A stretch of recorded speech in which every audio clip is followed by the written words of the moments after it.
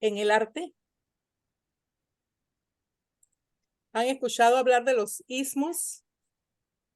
Yo no tengo idea y ahí iba a preguntar porque ya tenías la pantalla puesta.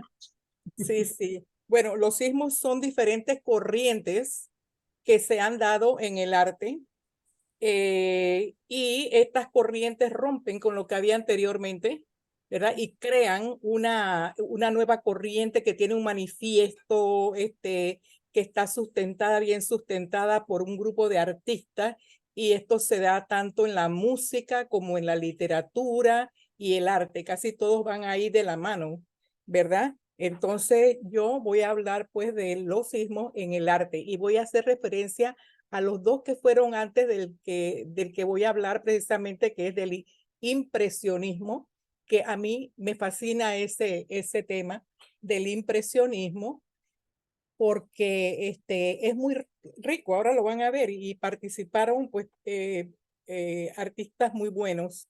Entonces, vamos a ver aquí. El término ismo se emplea para nombrar a una corriente filosófica, literaria o artística, sobre todo cuando es efímera, o sea que no dura. Por lo general, los ismos son movimientos de vanguardia que se caracterizan por la innovación o su condición experimental. Un ismo cuestiona el status quo y busca trascender los límites aceptados. Una vanguardia supone una renovación de formas y contenidos. Una vanguardia artística, por ejemplo, intenta reinventar el arte y se enfrenta a los movimientos existentes.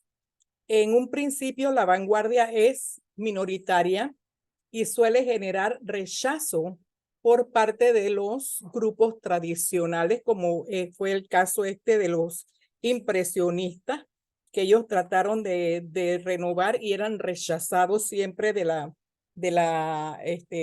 galería esta importante que ellos hacían, que era el filtro para todos los artistas.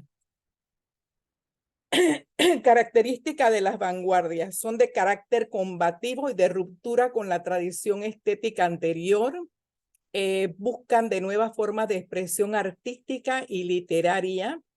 Hay una interacción de las artes plásticas, por ejemplo, en la obra de Picasso está el grafismo y la interacción de su pintura con otros estilos.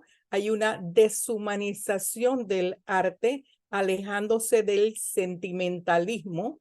Hay un feísmo, o sea, cultivan lo que es estrafalario, lo que es chocante, quieren chocar con el público, llamar la atención, tienen una actitud provocativa, escandalizan al público y son de carácter internacional, no se dan solamente en Europa, se dan en América y es internacional. Entonces, le voy a hablar del romanticismo y del realismo y del simbolismo. Aquí, por ejemplo, tenemos esta es una del romanticismo, y el romanticismo, como dice la palabra, no tiene que ver nada con lo romántico, para nada. Entonces, el romanticismo lo que hace es tratar de enseñar al público la realidad de una manera chocante. Por ejemplo, esta es y casi siempre son eventos históricos lo que ellos presentan. Esta histórica obra representa el naufragio de 1816, el cual acabó con la vida de numerosos soldados franceses, y esta la pintó Teodoro Géricault. Y miren qué dramático es esto, ¿verdad? Que ahí vemos cómo están todos sufriendo, cómo están muriendo, cómo están ahogados, cómo están hasta sin ropa, ¿verdad? Es como para llamar la atención de una manera chocante. Y este hecho me recordó los naufragios que se están dando ahora de la gente que viene de África, ¿verdad? Imagínense si se representaran esas escenas, qué terrible sería. Pues no hay nada de romántico en esto, es muy realista, es muy político también. Aquí tenemos otra obra romántica, es El caminante sobre el mar de nubes de Gaspar David Friedrich, es un inglés. Es una obra de las más bellas del romanticismo, que evoca la nostalgia, la incertidumbre y el drama adorna estratégicamente esta obra con esas olas furiosas y el hombre parado allí en la roca mirando. El hombre está de espalda y nos invita a nosotros a mirar lo que él está viendo y habla es de la soledad.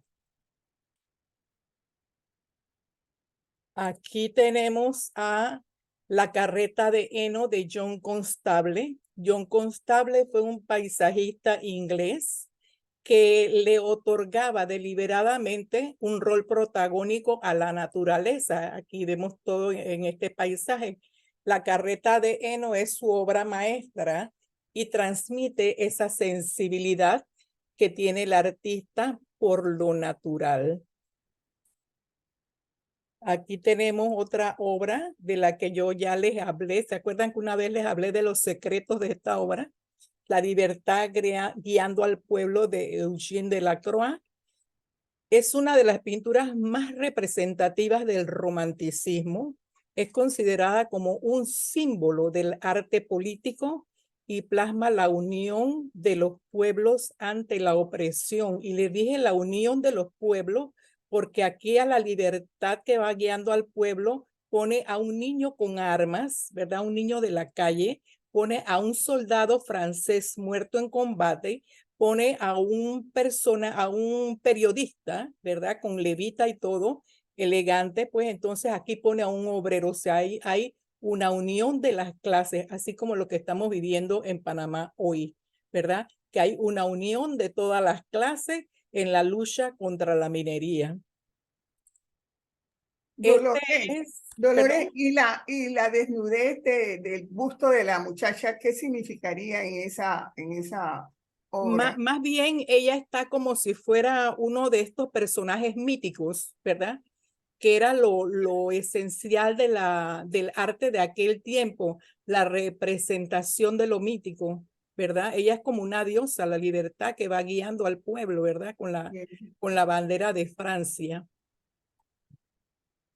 Y le digo que es importante esto, la representación de personajes así todos de la mitología, ¿verdad? Ella parece una diosa griega, que esto era lo importante del arte en ese tiempo, era lo aceptado y lo admirado en el arte en el tiempo del romanticismo. Y ahora vamos a ver cómo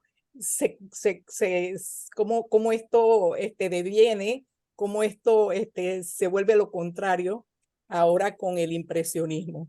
Pero ahí también pasa lo mismo, que ahí la gente desnuda, o sea, que la imagen de la libertad no es una cosa linda así etérea, sino hubo que haber una guerra, pues. Exacto, y está representando como a un movimiento y a todo un pueblo en su lucha, cuando ella levanta esa bandera y este hombre que está por aquí mirándola así como rogándole, ¿verdad? Este que está aquí abajo y admirándola, ¿sí? ¿No? Y la mujer que se ve como altiva, ¿no? Como de lucha también de género, lo veo yo desde esa perspectiva. Ajá, y De libertad. como una diosa griega. Sí. Yo la veo como una diosa griega. Entonces, esta es otra obra del realismo, del romanticismo. Esta sí parece más romántica, ¿verdad? Esta es, pero fíjense, parece romántica, pero tiene su mensaje. El beso de Francesco Hayez es un ícono de la pintura italiana del siglo XIX. Es la obra maestra de Francesco. No solo permite apreciar la dulzura de la pasión juvenil y adolescente, sino también es también elementos que reivindican el patriotismo y la relevancia militar. Este joven seguramente va a combate, está vestido, ella se está despidiendo de él. Parece ser una relación prohibida porque aquí está una criada que está como vigilante, ¿verdad? Pero además de eso, esto está ambientado en la Edad Media, en el siglo XVI, y los colores que están usando aquí, que es el azul, el rojo, el verde, son un símbolo de la unión de Italia y Francia. ¿Sí? En la guerra aquella que tuvieron esta gente. Este es el romanticismo, le dije, ¿verdad? Entonces, ahora vamos a ver el realismo. El realismo es un movimiento artístico y literario que se origina en Francia a mediados del siglo XIX, cuyo propósito consistió en la representación objetiva de la realidad, basándose en la observación de los aspectos cotidianos que brindaba la vida de la época. Se puede decir que registra momentos históricos. Eso es lo que a mí me encanta de la pintura, ¿no? Que la pintura es como un registro histórico en una época en que no se escribía mucho, quizás, ¿verdad? Y que era más fácil presentar las cosas así en una escena. Entonces, Courbet es el fundador del realismo y a él se le atribuye la invención de este término. Creó el término cuando organizó la exposición El Realismo en un pabellón anexo a la Exposición Internacional de París de 1855, que había rechazado una de sus obras. Esto es lo que le digo, que había ese salón de exposición internacional de París y ellos, como jueces, rechazaban las obras, decían cuáles obras podían entrar y cuáles no. Entonces, esta es la obra maestra de Courbet, ¿verdad? Él en esta obra que pone, ya esta mujer aquí no está como una diosa, es una modelo, está en una pose sencilla, no le importa ser observada, hasta un niño hay aquí, hay animales, ¿verdad? Y esta no se le seleccionó para ser presentada en la exposición de París. Entonces él se dio a la tarea pues de crear el Salón del Realismo. Esa pintura fue considerada en su época mediocre y hasta vulgar. En 1920 el Museo del Louvre compra esta obra a la viuda del pintor por 700.000 francos. Y después hoy se encuentra en el Museo d'Orsay. Pero en esta obra se pinta la clase adinerada, que eran los mayores clientes de Courbet, y acá pues, la clase baja está del otro lado. Y es entonces una obra política. Este es del realismo y se llama La Italiana. Y esta la puse porque fíjense que esta pertenecía a la colección privada de Sigmund Freud, el psicólogo. Y entonces el hijo de Sigmund Freud, que era artista, pintor, ¿verdad? Que se llamaba Lucien Freud, la dona al Museo de Londres en agradecimiento porque ellos eran judíos y en aquel momento en que los judíos tuvieron que salir huyendo de Alemania, pues los ingleses les abren las puertas y ellos encuentran refugio. Y en agradecimiento, él dona esta obra al museo. Me parece interesante ese detalle. Este es una obra del realismo español. ¿Y qué retrata esto? El fusilamiento de Torrijos, de José María Torrijos y sus compañeros en las playas de Málaga. Esta obra es de Antonio Gisbert y José María Torrijos y Uriarte, conocido también como el general Torrijos, fue un militar y político español, recordado sobre todo por su enconada lucha contra el absolutismo que quería imponer Fernando VII de España, lo que costó a Torrijos la cárcel y el exilio. Aquí está, este es el general Torrijos, y es el momento de, pues, previo a su fusilamiento. Ya a su escuadrón ya lo habían empezado a fusilar. Me parece interesante, incluso por el nombre, ¿verdad? José María Torrijos y el general Torrijos. Vamos a ver, casi siempre hablamos de las obras de Europa. Muy poco hablamos de los pintores norteamericanos. Incluso en la escuela de arte de aquí, donde yo estudié, pues ni nos mencionaron a los norteamericanos. Todo era Europa, Europa, Europa, ni a los panameños tampoco. Entonces, esta me parece interesante. Miren que en el realismo se representan cosas cotidianas, ¿verdad? Por ejemplo, este señor que va de casa con sus perros, y esta es una acuarela de Winslow Homer. Winslow Homer era un pintor e ilustrador norteamericano y su obra se caracteriza por representar cosas de la vida real. Aquí del mismo pintor tenemos Los prisioneros del frente, una obra de 1866 que nos da un pantallazo de la guerra civil norteamericana. Aquí estos señores que están aquí son del sur y este señor todo arrogante y elegante es del norte. Y entonces ellos pues son prisioneros de esa guerra. Entonces él está representando en su arte una época que se vivió, un hecho que fue real, ¿verdad? Y entonces en eso se basa la pintura del realismo.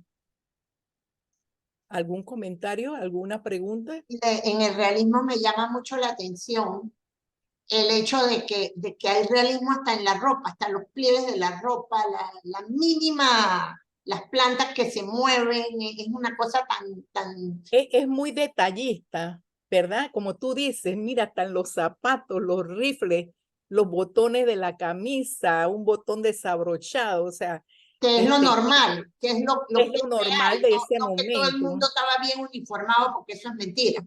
Exacto, que es lo normal de ese momento. Y entonces, pues sí, lo representa con mucho detalle, con mucho Hasta detalle. parece una fotografía Parece, esa pintura, ¿no? Por el exacto. realismo de la figura humana, todo, la forma como Es, se para. Se nota hasta como una flexibilidad al que está en el centro parado con la mano aquí en la cintura. Se le ajá. nota como una Está flexibilidad. en un contraposto, como decimos en arte, ¿no? Está en un Ajá. contraposto, apoyado sobre una pierna, ¿sí? Ujú. Y entonces destaca las figuras que están adelante y las otras las pone como borrosas más lejos, logrando la profundidad en la pintura, ¿verdad? Ujú. Muy interesante. Una pregunta. Las obras de los europeos mencionaste que están en los grandes museos. En cambio, esta de los norteamericanos, ¿dónde reposan generalmente? En los museos norteamericanos, que en Estados Norteamericanos. Unidos hay museos en cada estado. Sí, En Washington, a Cory que acaba de ir, no sé si fuiste a esto, al National Gallery, que eso, hay museos en Washington para tirar para el aire y lo mejor que son gratis todos, ¿verdad?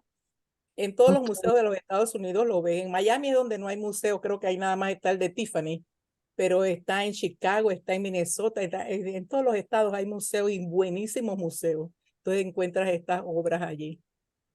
Sí. ok. Y es tan sencillo ir al, digo, no sé, aparte del problema de la visa, ir a Estados Unidos es sencillo. Y, por ejemplo, en Chicago es fácil moverse, ir a todos los museos, igual en Washington, es fácil moverse. Y ya una vez que el problema es la visa, que a veces hay problemas con la visa para conseguirla, ¿no? Pero ya Ahora una vez sí. que tú tienes tu Ujú. visa que te dura 10 años, pues ya tú puedes irte como si fueras a Costa Rica tranquilamente. Y no Bueno, es con esto nos entusiasma de cuando vamos a los Estados Unidos, aparte de visitar a la familia y hacer shopping, ir a los claro, museos. claro. Importante Ujú, es ir a ver los museos, ¿verdad, Cori? Que ujú. tú fuiste ahorita y viste un museo muy bueno. Mira, Museo de la ¿sí? esclavitud ese, ¿no? Y Ay, también en Nueva imagínate. York fui al de arte, en la historia Ujú. afroamericana, y también fuimos Sí, al de la historia de la humanidad, ¿te acuerdas, Gregory? Bien bonitos y bastante baratos algunos no son gratis. sí. Pero algunos Ok. sí, los Smithsonian, por ejemplo, que son un paseo de museos, porque hay desde de la aviación a pinturas, pues de todo, son gratuitos. Exacto. Hay Ok. Lo que, único para es que en sumarle a la algunos museos, motivación de Dolores, hay que sí, buscarlos, pues uno tiene que ir y abrirlos y no solamente ir a pasear, pues, sino decir, vamos a vivir experiencias realmente maravillosas, porque además tienen talleres, otros lugares, otras cosas para hacer adentro del museo. exactamente. Eneida, y acá también tenemos que retomar el entusiasmo que tuvimos en años pasados. El año pasado me parece que íbamos a ir al Museo del Botón, al museo acá en la parte de... Ay, se me fue. Yo creo que después que consigamos la lucha esta de cerrar las minas, Vamos a tener que luchar para tener museo de arte en Panamá. Ok.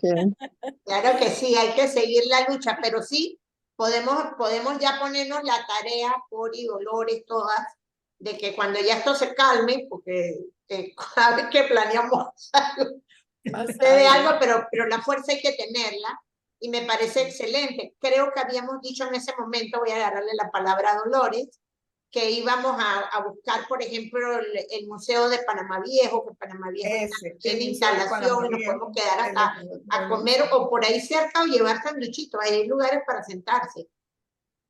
Así que bueno, vamos a ver si ahora en enero, que nos sale el sol además, planificamos una actividad con Dolores para allá o para alguno de los otros museos. Panamá tiene muchos museos en el casco viejo y eso, no es que no tiene, o sea, le falta mucho, pero nosotros aquí a los niños los llevamos a muchos lugares.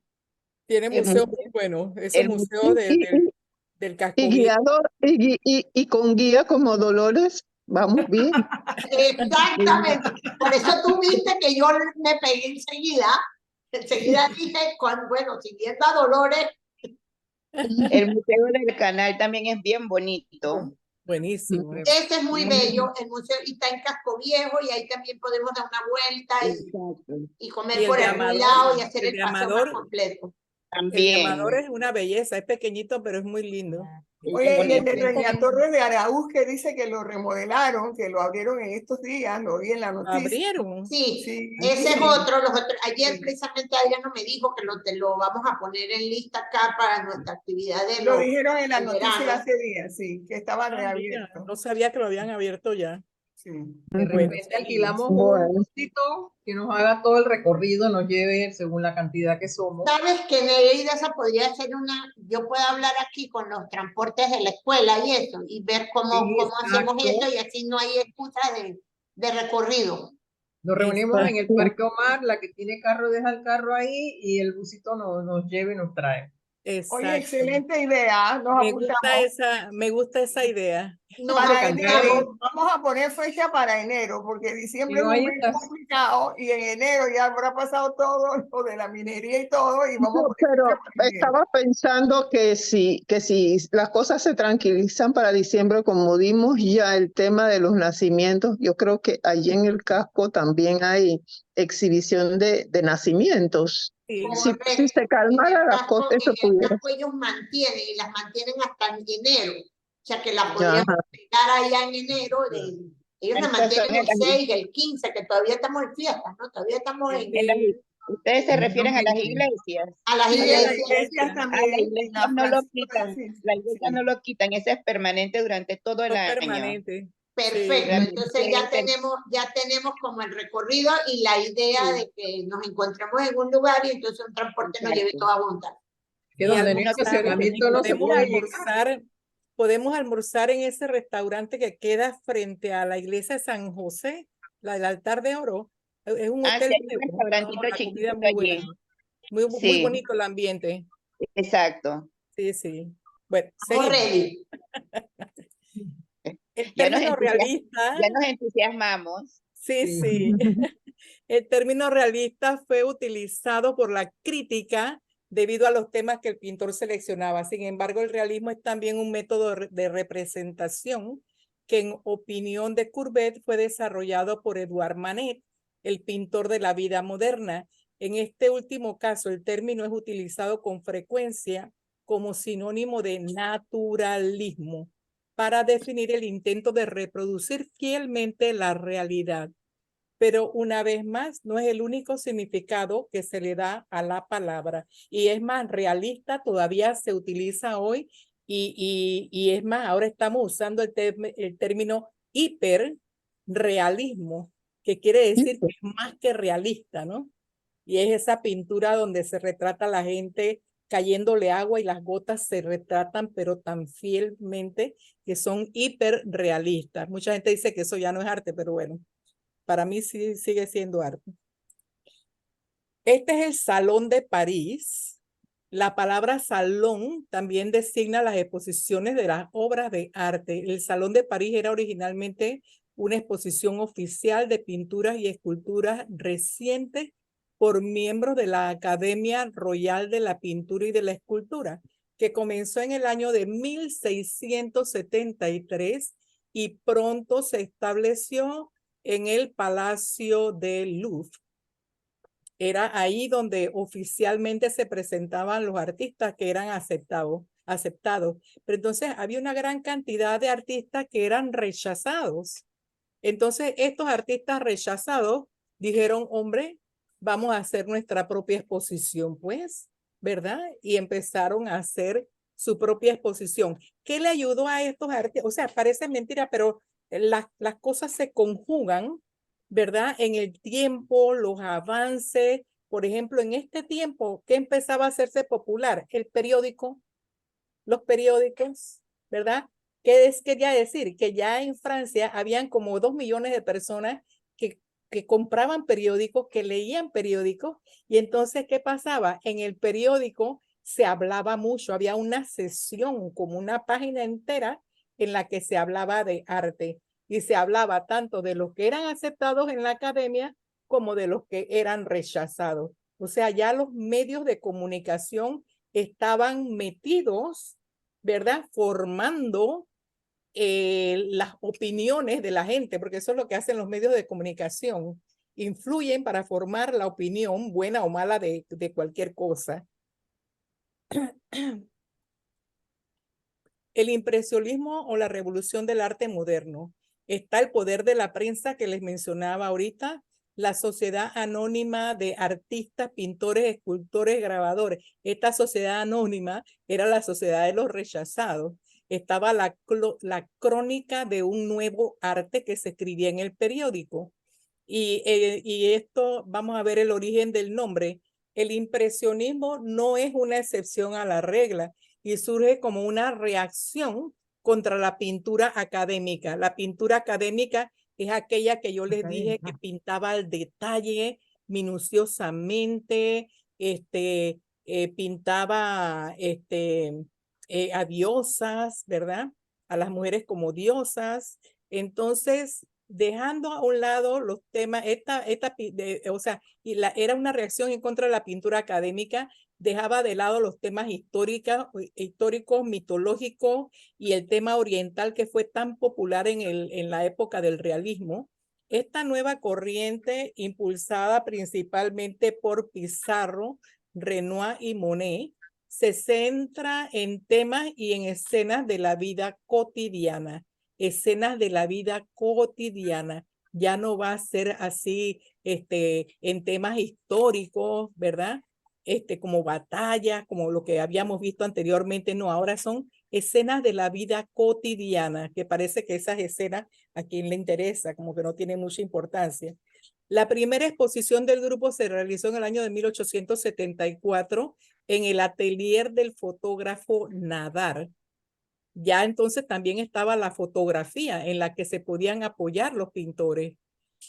En el atelier del fotógrafo Nadar se hizo la primera exposición en el Boulevard de los Capuchinos de París, inspirado por una de las obras expuestas que se llamaba Impresión Sol Naciente, que Monet había pintado en 1872 en el puerto de Havre, junto con otras obras.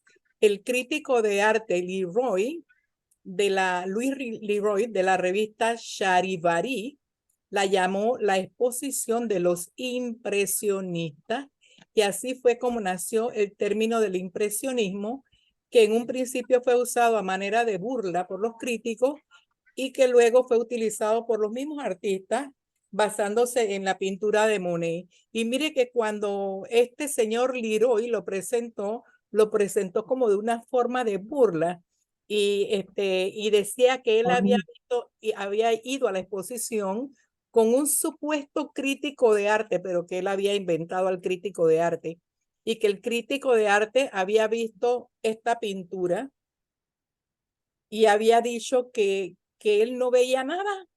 Entonces se quitó los lentes y los limpió y se los puso de nuevo y veo todo borroso, decía, lo veo todo borroso, no veo nada. Entonces dice, tengo la impresión de que es un campo de cultivo, ¿verdad? Tengo la impresión. Y después vio esta otra, igual decía, no veo nada.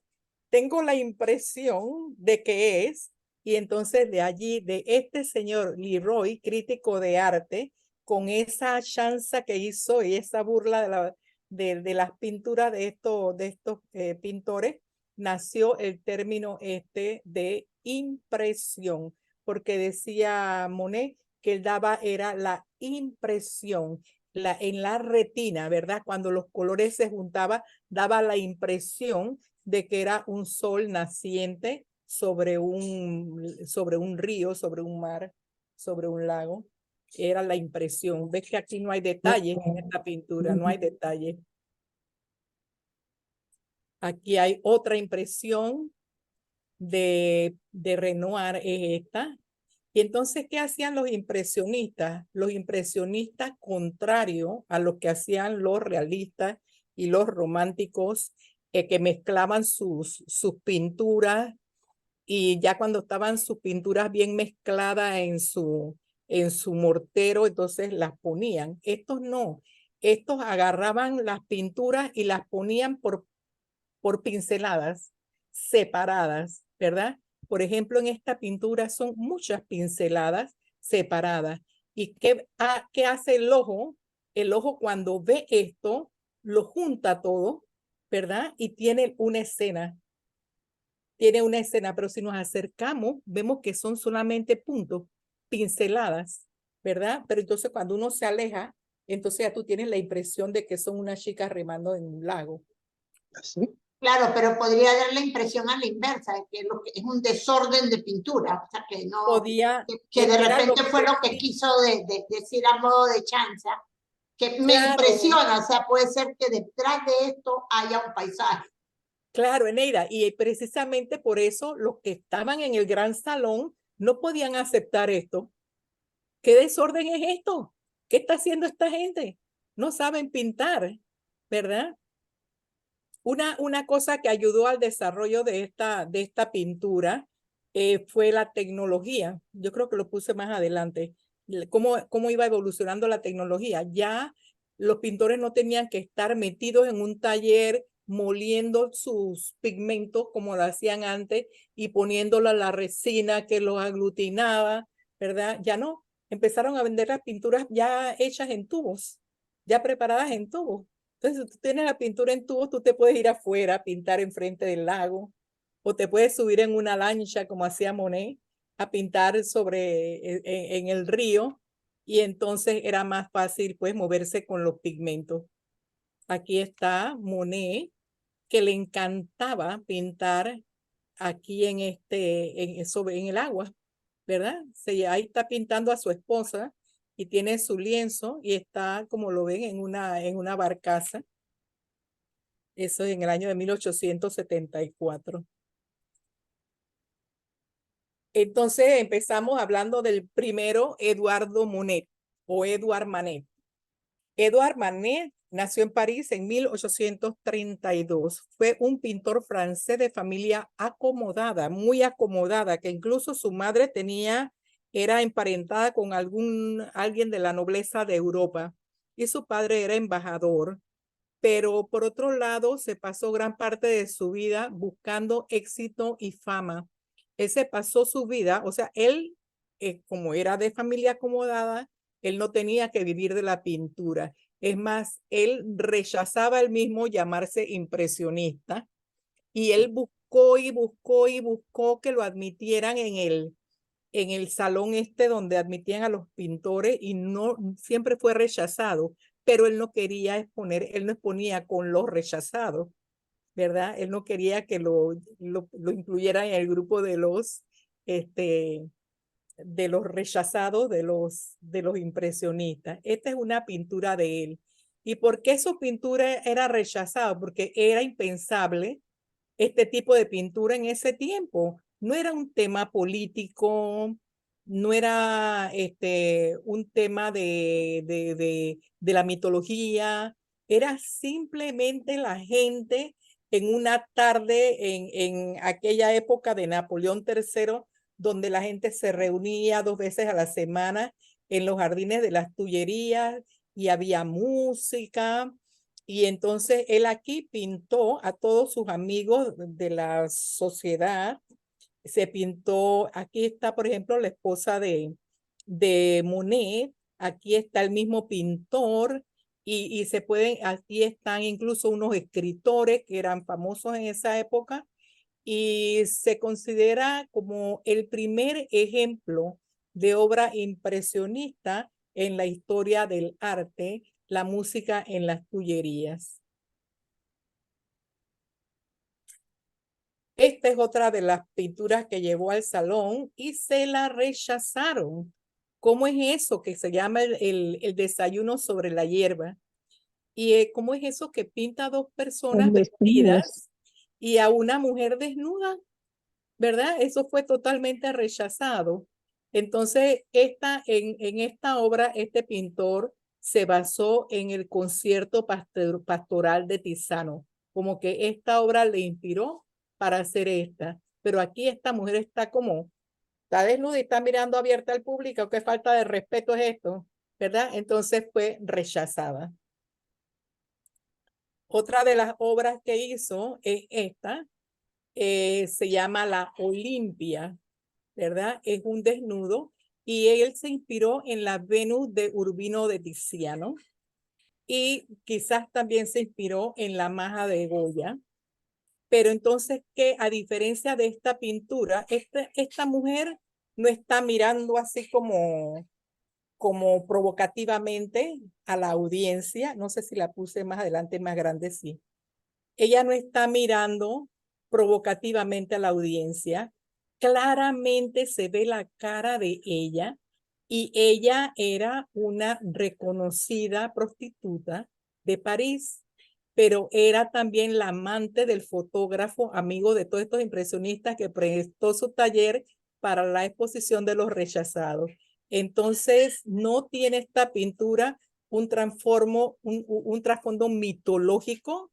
Esta mirada directa de ella es como algo que escandaliza toda la simbología que tiene el cuadro. Por ejemplo, aquí, en todas las majas anteriores, las que estaban alrededor eran sus sirvientas, eran blancas, y entonces él aquí pinta una negra. Entonces, aquí este brazalete que le puso es un brazalete de su madre, de la madre del pintor. Le puso esta orquídea que es como un símbolo de sensualidad. Le puso este collar, que las que usaban este collarito en aquel tiempo que decía, no estoy dispuesta para relaciones sexuales, ¿verdad? Ese era el significado de este collarito. ¿Lo sabían ustedes?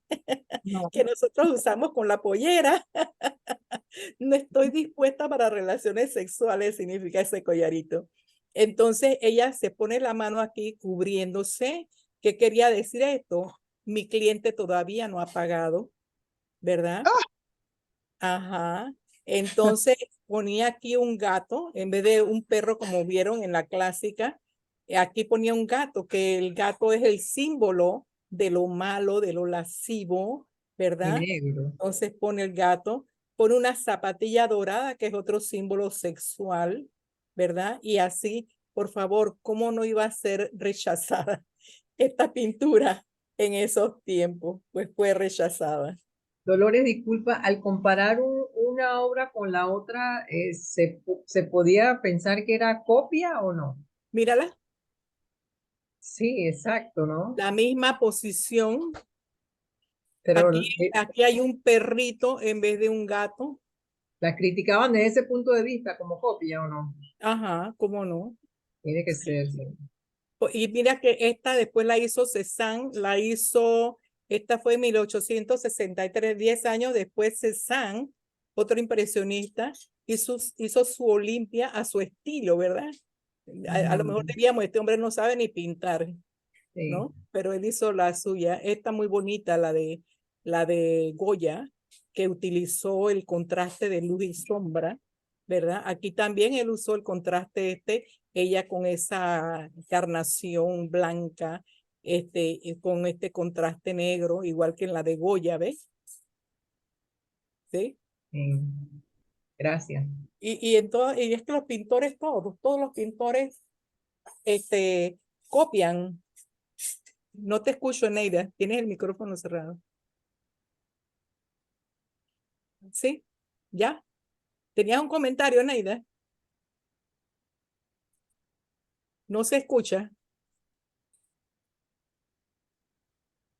Está cerrado el micrófono. No lo logro abrir.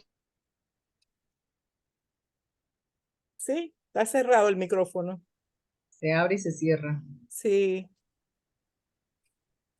Bueno, aquí tenemos otra pintura de Edouard Manet. Y fíjense que los temas de ellos, de los impresionistas, son temas cotidianos. Aquí está pintando a una mujer con un brandy de ciruelas, ¿verdad? Y así le puso el nombre a la obra, brandy de ciruela. Y ella está con la mirada perdida. Miren que este sombrero no tiene detalles, son unas cuantas pinceladas que él usa para definir este sombrero, ¿verdad? Igual aquí en la blusa, son pinceladas solamente, igual no hay detalles en estas pinturas. ¿Sí? Aquí como que estaba más preocupado por el trazo de las líneas, ¿verdad? Estaba más preocupado por esto. Entonces, este pintor vivía cerca de una estación de tren y lo pinta de esta forma, ¿ve? Da la impresión de que es una estación de tren. Aquí otra con el mismo tema del tren que está atrás, se llama la Estación San Lázaro.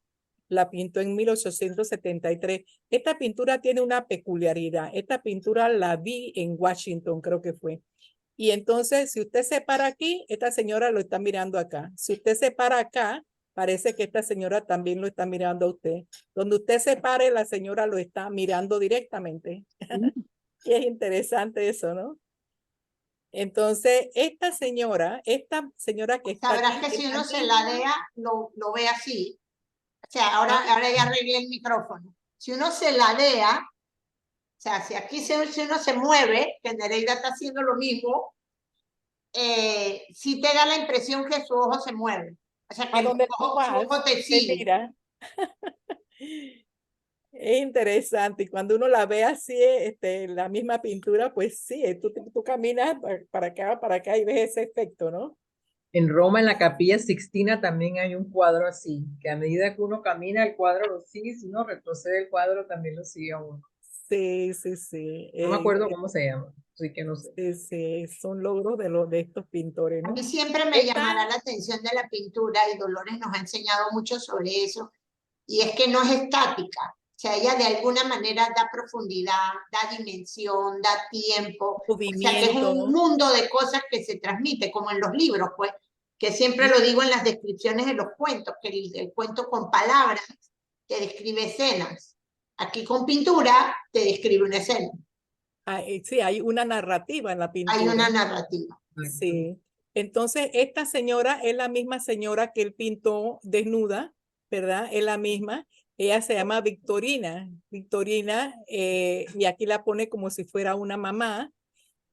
Hay contraste de color porque aquí hay oscuro y acá está claro, ¿verdad? La mirada que ella dirige al espectador. Hay un patrón repetitivo de estos barrotes, ¿verdad? Y la niña de espalda es una influencia de la fotografía que ya se estaba dando en ese tiempo. O sea, lo que él hizo fue captar un momento. Nadie está posando. Él captó un momento en la estación del tren.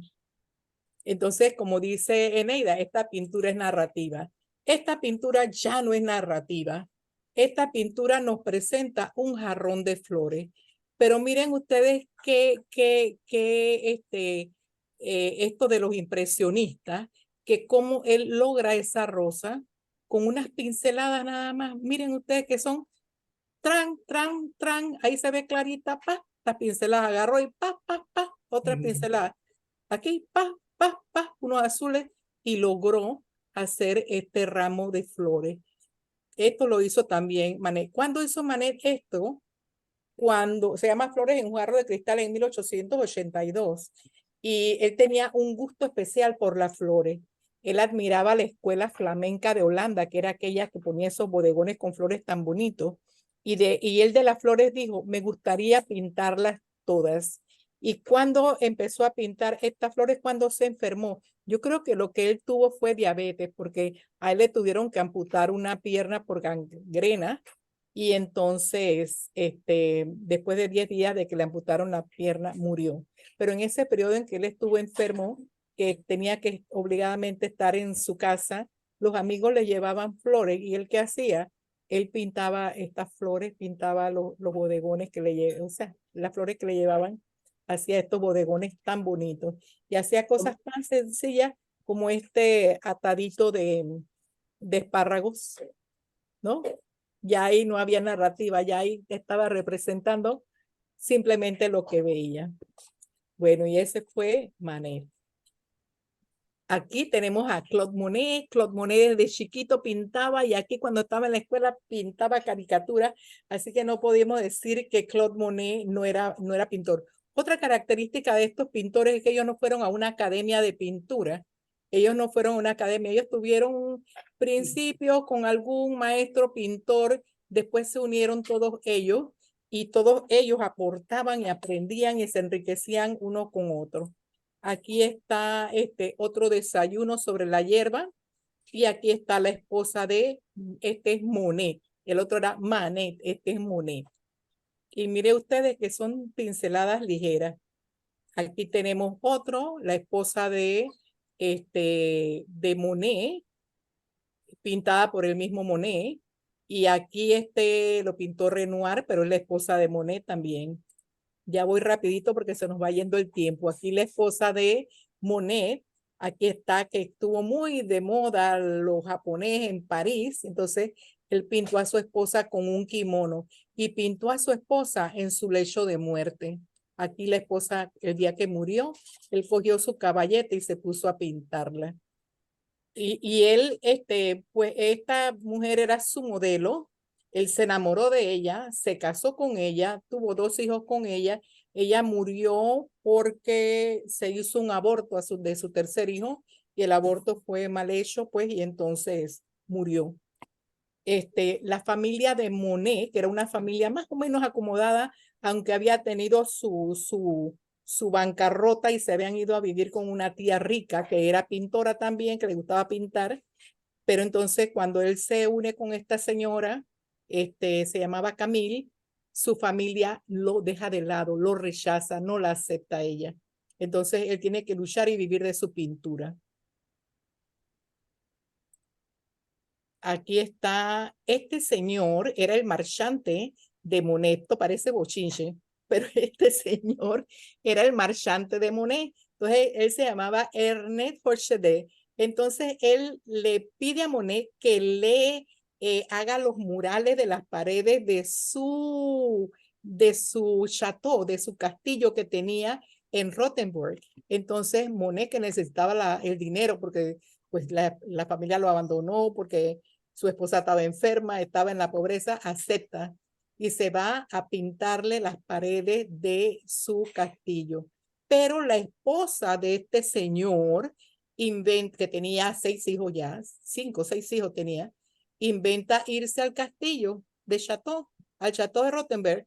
Entonces, ¿qué pasó? Como que tuvo su affair con Monet y se enamoró de Monet y se dice que el último niño de los 6 es de Monet y no es de Hochelet. Pero entonces, ¿qué pasó? Este señor, como era tan que despilfarraba y gastaba su plata en murales para su castillo, cayó en la quiebra.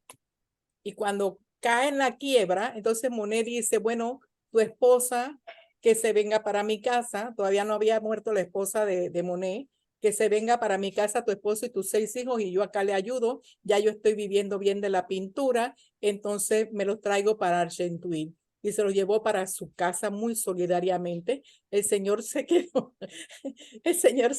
en París, ¿verdad?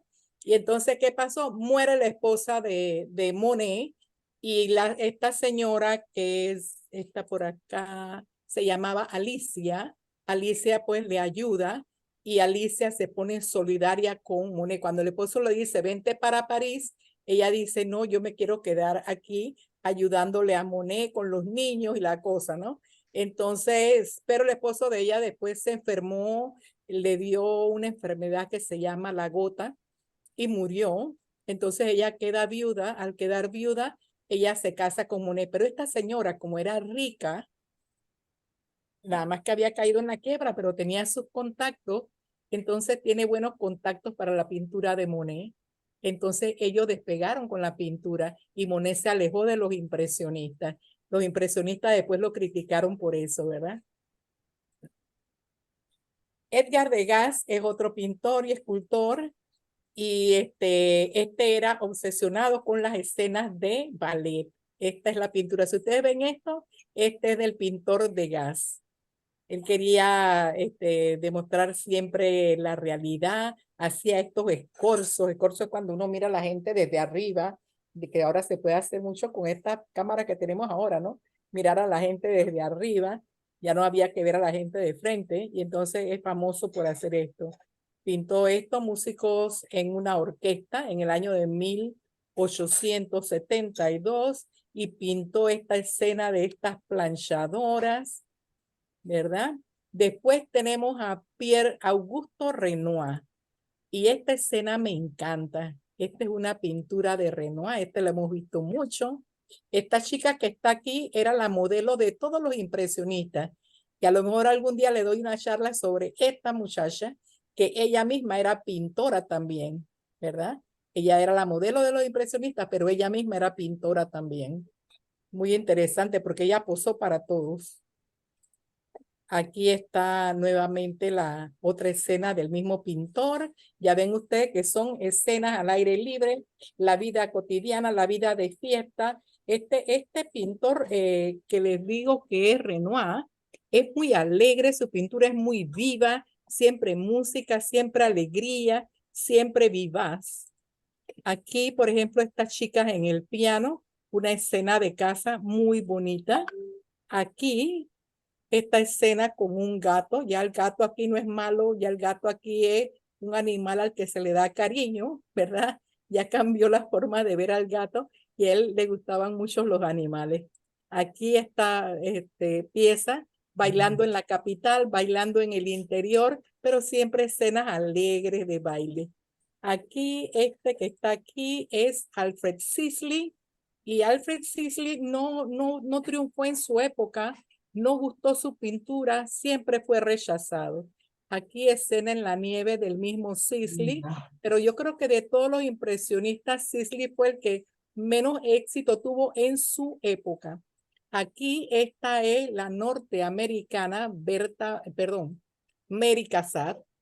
Y Mary Cassatt, me encanta esa chica porque ella era una chica de clase pudiente de Estados Unidos. Sus padres la mandaron a estudiar a Francia pintura y la mandaron más con el interés de que ella aumentara su bagaje cultural, pero ella se encontró con todos estos impresionistas y se hizo amiga de ellos. Ellos influyeron mucho en su trabajo y ella trae el impresionismo a Norteamérica. Pero todas las escenas de ella son familiares, así la vida en familia, y generalmente es la hermana y los sobrinos a los que ella pinta. Esta de niños en la playa, aquí esta de la mamá con sus niños, son todas escenas íntimas. Y miren qué capacidad tiene para retratar el carácter de la gente, ¿no? Miren aquí esta niña con sombrero que se encuentra en la galería de Esa era arte. la modelo. Esa era la modelo. Eran las sobrinitas. No, digo, la pintora era la modelo que nos dijiste al principio. No. Esta es la Ok, norteamericana Mary Cassatt. ok, La ok. otra que era la modelo, no les estoy hablando de ella aquí. Otro día a lo Ya, ya. mejor les hablo de la modelo que es famosa. Sí, Gracias. sí. Entonces, otra pintora, pero fíjense que ya en este grupo de este movimiento hay mujeres que son aceptadas, que son respetadas y reconocidas por su grupo, ¿verdad? No pasaba lo mismo antes. Esta es Berta Morisot, que ella es cuñada porque se casó con el hermano de Edouard Manet, ¿verdad? Y aquí la pintó Edouard Manet. Ella pinta escenas de casa, miren, y todo es con la pintura así, con toquecitos, de pinceladas, toquecitos, no hay detalle, nada está definido, pero se consigue la impresión de lo que quiere proyectar. Aquí está el esposo, el hermano de Manet, ¿verdad? Y esta es gente acomodada, ¿verdad? Incluso Berta Morisot es una persona, pues, de dinero, su familia. Entonces, esta gente podía dedicarse a pintar. Miren aquí, son toquecitos de pintura, ¿ves? Que mientras más lejos se vea, pues mejor se aprecia. Aquí una pintura muy íntima de ella, aquí otra. Y bueno, con esto les digo que estos pintores en su tiempo quizás Monet tuvo reconocimiento, Mary Cassatt también y lo pudo vivir, pero otros no. Pero en ahora mismo, después, o sea, muchos de ellos no vivieron para ver su triunfo, pero al final todos ellos triunfaron y el movimiento del impresionismo hoy es bien reconocido en el arte y estas obras ahora se venden hasta por millones, ¿verdad? Entonces, esta es el éxito llegó al final. El éxito llegó al final. ¿Hay algún comentario, alguna pregunta sobre Ay, no, todo tema? excelente. A mí estos temas me Gracias. encantan. Nos Muy culturizó con Enriquecedor. la pintura, Dolores. Gracias, muy bonito. Excelente. Ella, Excelente. para mí la favorita. Para mí, mire, le digo que me gustan tanto los impresionistas que si ustedes vieran, aquí tengo como tengo como 8 libros de impresionismo, solamente de impresionismo. Miren, este es uno de ellos, no sé si se puede ver por ahí, pero bueno, tengo un montón de libros aquí sobre el impresionismo. Me encanta leer, me encanta ver la vida de ellos, ver las vicisitudes que pasaban, cómo no se dejaron, cómo hicieron su salón de los rechazados y siguieron adelante. Historia. Ese es como un Sí. ejemplo, ¿verdad? Como un Ujú. ejemplo para seguir y no dejarse derrotar, no dejarse derrotar. Así que esa Sí, con relación a los museos, puede